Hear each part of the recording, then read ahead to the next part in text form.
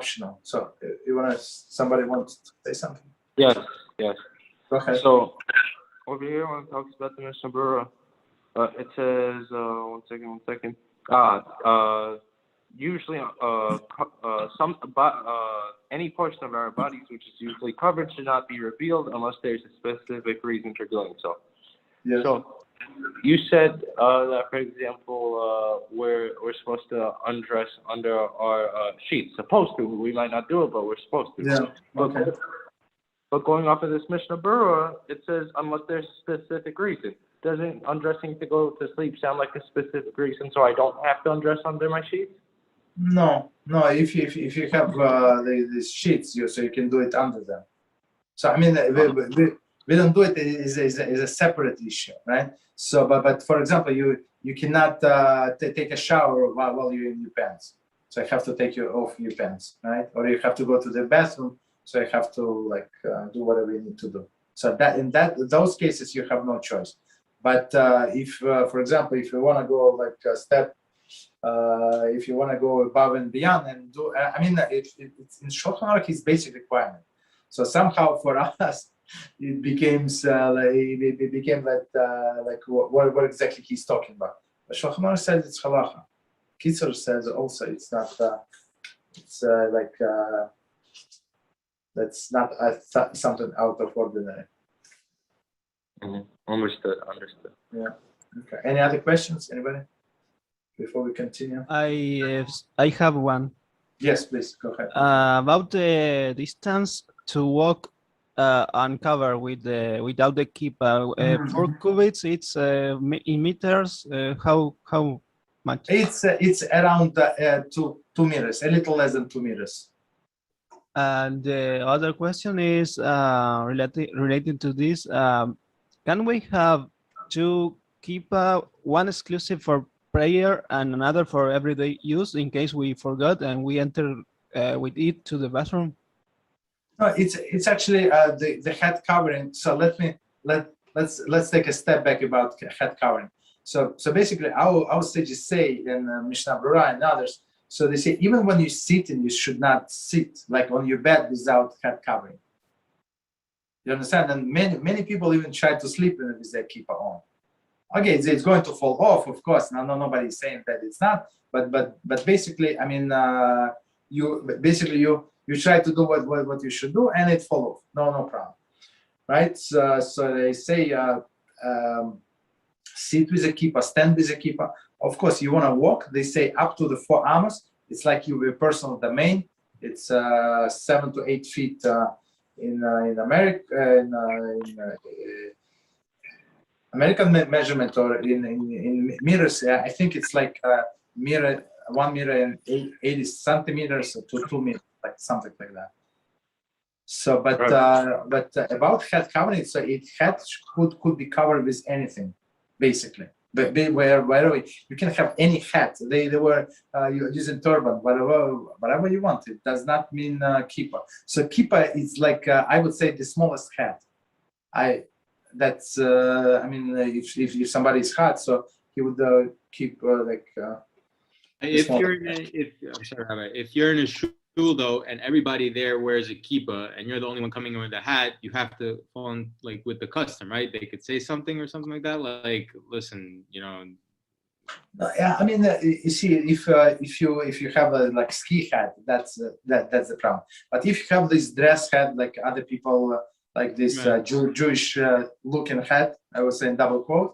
So there was not a problem, but they wouldn't say anything, right? And then plus, for example, the hats that our friends Ishai and Israel are wearing, for example, it could be a second hat.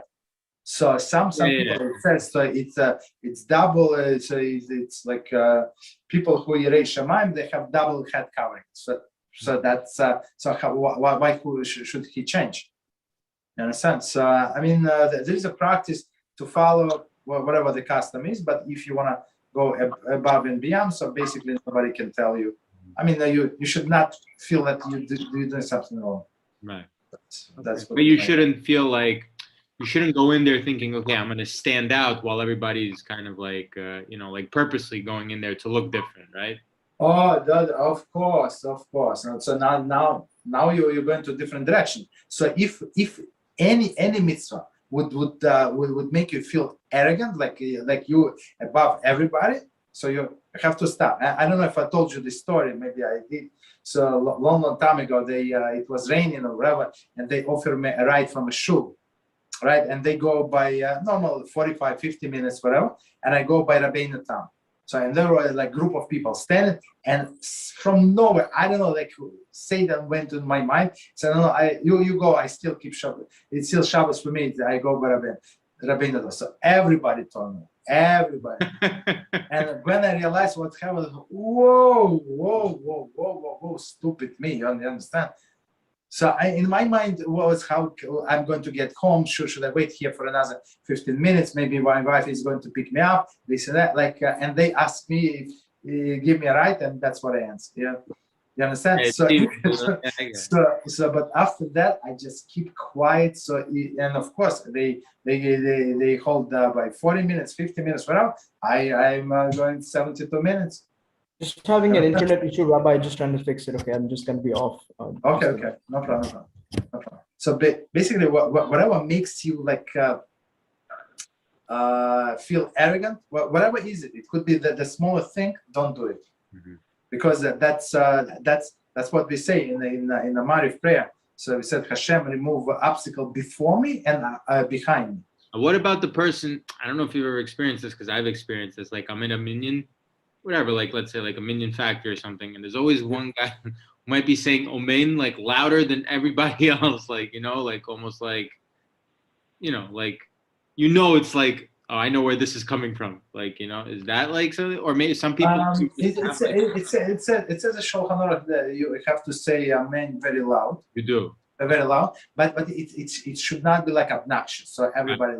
But on another hand, if everybody is quiet, so in some places they're so quiet. So if it's about basketball or whatever, baseball, they're very loud. You understand that everybody got the voice. But now, like when you have to answer Ameni Shmei Rabba, everybody's like the mute, and they don't know how to speak. They forgot the words. It's very annoying. So in this case, to encourage everybody, so they say you must say very loud. So like to give them a boost, they would speak up a little. Yeah, because I know some people do a main shmei rabbah that some of them like sing that part like a little bit, you know, like, to kind of get people going. Yeah, nice. Exactly.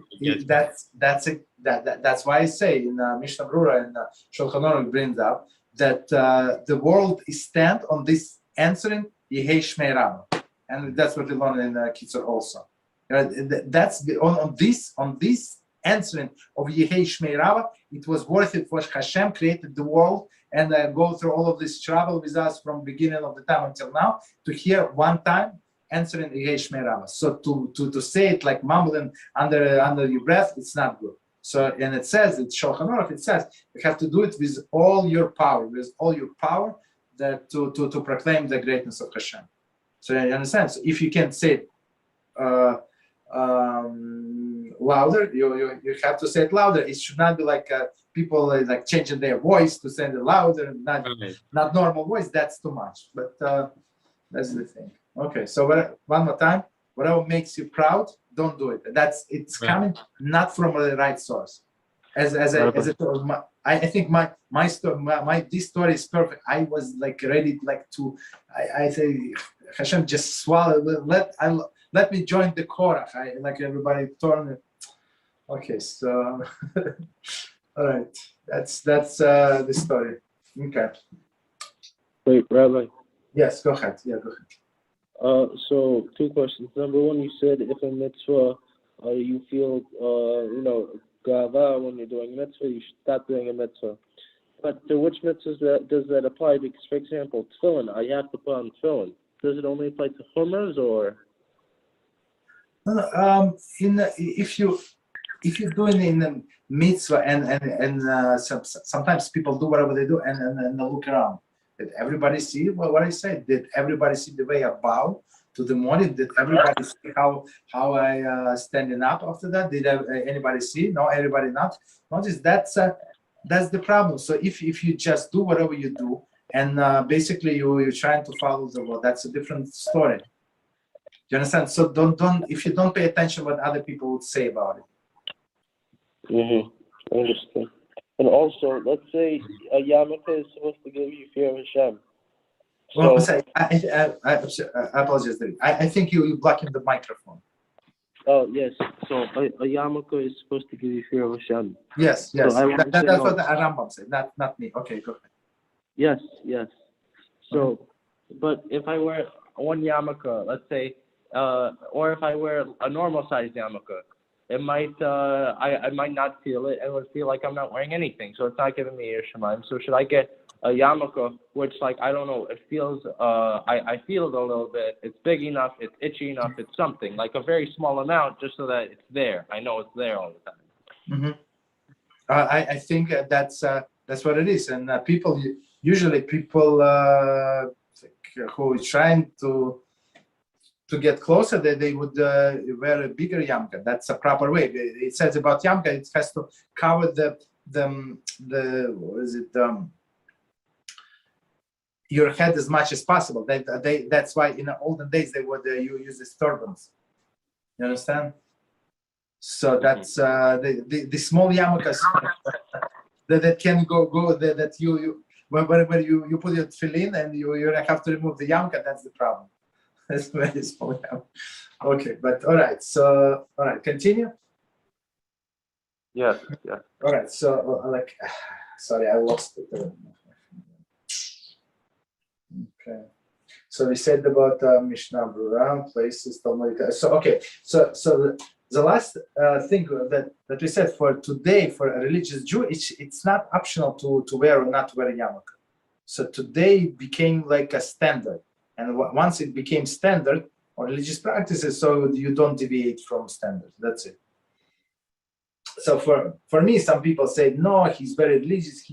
But he does not wear a yarmulke, but he knows how to read from the Torah. So in my mind, like I mean, I unless you live in Afghanistan or somewhere, I don't know, in the Gaza Strip, right? So if you live in America and Canada, in most of the places, I mean, if there is no life danger when you wear yarmulke, and so you don't wear yarmulke. So the way I see that the person is trying to hide something. That's for me that's the first thought. He's trying to hide that he's Jewish because he wants to do something that is not appropriate for Jews to do. Maybe yes, maybe no. But at least if he would have this yarmulke, most likely he would not go to wrong places. Most likely. Maybe yes, maybe no. But the first suspicion that that's he wants to do something not allowed.